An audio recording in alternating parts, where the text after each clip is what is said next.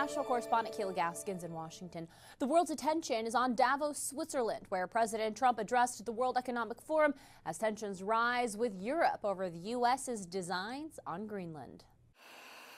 At the World Economic Forum Wednesday, President Trump ruled out the U.S. taking Greenland by force. That's probably the biggest statement I made, because people thought I would use force. I don't have to use force. I don't want to use force. I won't use force. Doubling down on his view that acquiring Greenland is essential to U.S. security. It's sitting undefended in a key strategic location between the United States, Russia, and China. That's exactly where it is, right smack in the middle. Arguing neither Greenland nor Denmark or even a European coalition could protect the island from Russia and China.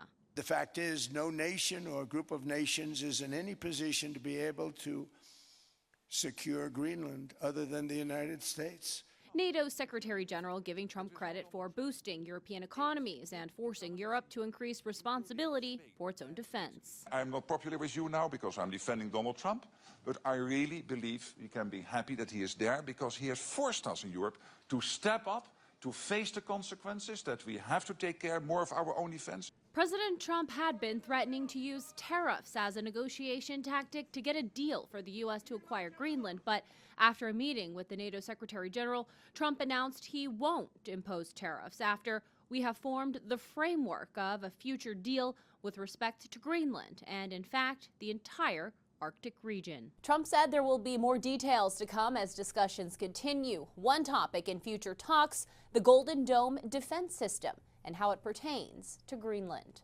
In Washington, I'm Kayla Gaskins. European leaders are firing back after President Trump suggested the U.S. take Greenland by force.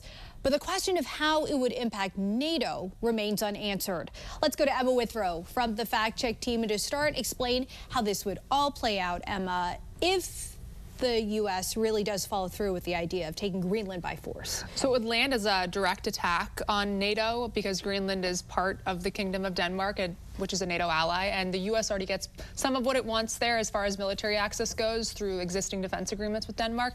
NATO's Article 5, though, is about collective defense if a member is attacked. But a scenario where the U.S. is the aggressor against Denmark would be pretty unprecedented and also what some would call pretty destabilizing. Well, you already touched on this. An important point, the U.S. and Denmark already have defense agreements, and part of the reason that the U.S. wants Greenland is because of military positioning as well as security. Right. What would the U.S. gain that we already don't have? So even though the U.S. already gets major military access, it doesn't fully control the land, the laws, or the resources. So if the U.S. took it over, it would gain total decision-making power to build and operate freely, plus tighter controls over the Arctic strategy and these critical minerals that are found in Greenland. And one of the arguments in favor of this is that the U.S. is the fact that they already rely heavily on us for defense. Yes, yeah, absolutely. I mean, if Greenland were attacked, NATO would treat it like an attack on Denmark, so the U.S. would have to respond and help defend it. And we already have a major military installation there, which kind of puts the U.S. as one of the lead defenders.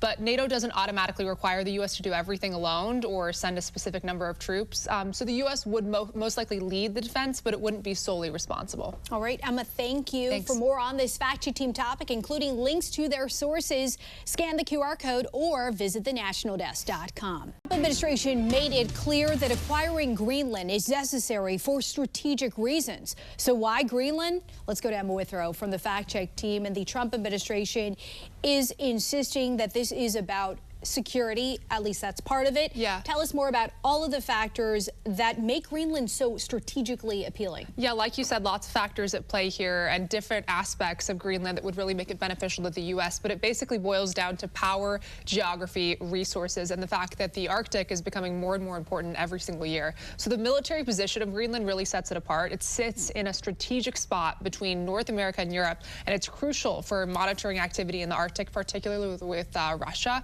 Shipping lanes are also starting to open up as the ice melts, which could really reshape trade and naval strategy. So control over Greenland equals leverage over key parts of the Arctic corridor and kind of an upper hand over Russia and China. Leverage, resources, as you touched on, and something that we've discussed recently, rare earths. Break down how that factors into the equation. Yeah, specifically for materials that are important for defense tech and supply chains, which would really eliminate our dependence on rivals for these types of things, rivals like China. Now, according according to the Center for Strategic and International Studies, Greenland ranks 8th in the world for rare earth reserves with 1.5 million tons, and is also home to 2 really rare earth deposits that are among the largest in the world.